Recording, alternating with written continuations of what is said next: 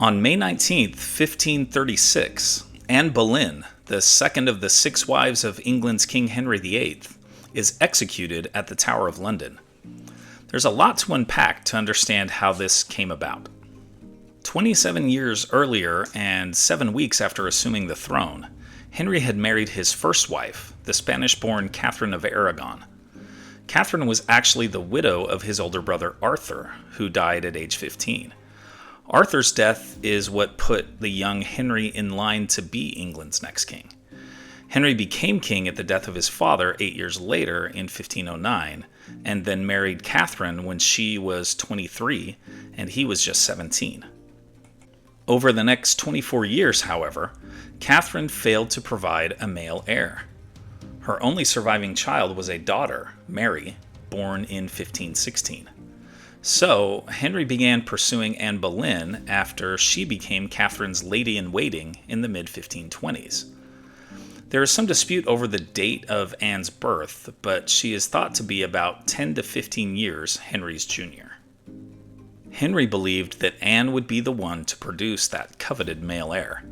Their courtship, which lasted several years, began clandestinely. Eventually, Henry began openly courting Anne, which, not surprisingly, angered Queen Catherine and her powerful supporters, including her nephew Charles V, who was King of Spain and also Holy Roman Emperor. Pope Clement VII was more concerned about staying in Charles V's good graces than in Henry's, so, not surprisingly, Henry's petitions to the Pope for a divorce or annulment were rejected. In 1532, Thomas Cromwell became Henry's chief minister. It was he who engineered the king's break from the Catholic Church and the establishment of the Church of England. This cleared the way for Henry's marriage to Catherine of Aragon to be annulled. Henry actually secretly married Anne in November 1532, months before the annulment was finalized. By the time she was crowned queen, Anne was already 6 months pregnant. Unfortunately for her, the child was not the hoped-for male heir, but was a daughter, Elizabeth. Anne's subsequent pregnancies ended in stillbirth or miscarriage. Henry decided it was time to move on again. He in fact had his eye on Anne's lady-in-waiting, Jane Seymour. With the tables turned, Henry had Anne investigated. She faced charges including adultery, incest, and conspiracy against the king. She was beheaded at the Tower of London less than 3 years after her coronation. Anne Boleyn, by the way, would not be the only of Henry's 6 wives to be executed, as wife number 5, Catherine Howard, faced a similar fate less than 6 years later. Anyway, Henry married Jane Seymour only 10 days after Anne's execution. Jane did finally provide Henry with that coveted male heir, but she died soon after his birth. Following Henry's death in 1547, Jane's sickly 9-year-old son Edward VI ascended to the throne, but then died at age 15.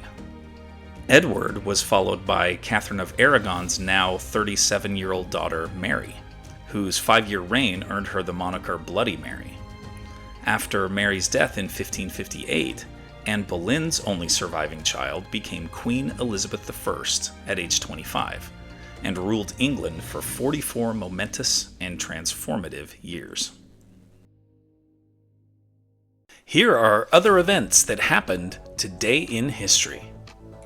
In 1749, Britain grants the Ohio Company a charter, leading to the French and Indian War 5 years later. In 1935, British World War I hero T.E. Lawrence, better known as Lawrence of Arabia, dies at age 46. In 1965, on his 20th birthday, Pete Townshend of The Who writes the hit song My Generation. In 1984, Wayne Gretzky and Mark Messier lead the Edmonton Oilers to the team's first of 5 Stanley Cups.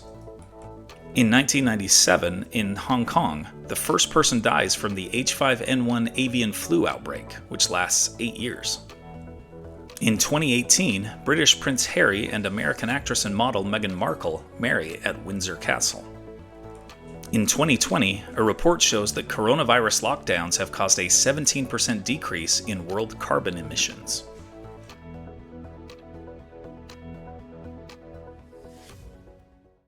And now it's time for our Today in History quiz. What were the Intolerable Acts, which helped push Britain's 13 North American colonies toward independence, known as in Britain? The Townshend Acts, the Acts of Settlement, the Coercive Acts, or the Acts of Union? Think you know the answer? Drop your guesses in the comments below. Find out if you're right next time on Today in History. You made it through Today in History. Nice work.